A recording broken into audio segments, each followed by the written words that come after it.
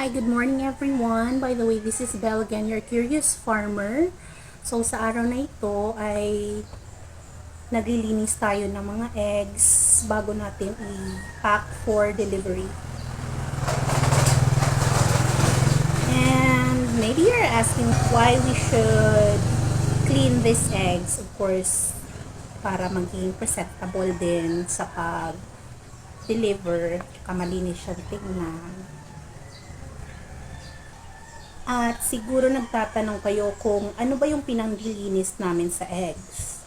Kasi hindi naman pwede yung tubig kasi madali siyang masira. So what we are using is just a white vinegar. Nabibili lang sa tindahan. So yun ang pinanglilinis namin. Nakuha ko pala tong information na to nung nag-seminar kami doon sa Department of Agriculture. Tinuro sa amin na kapag naglilinis tayo ng itlog, dapat ay vinegar yung ginagamit natin para hindi siya masira. So, ito lang. Ganito lang kasimple. And wipe it with dry cloth. Ayan. Malinis na siya.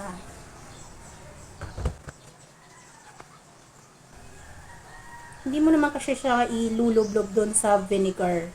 Bali yung cloth, babasahin mo lang ng konti. And then, yan, punas-punas. At punasan ulit ng dry cloth. Yan. So, ito, yan, yan. Sobrang dumi. So, gagawin natin, konti, punas-punas.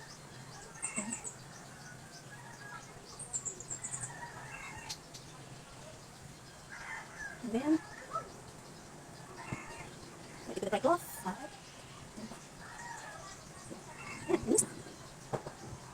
So that's it for today. Thanks for watching.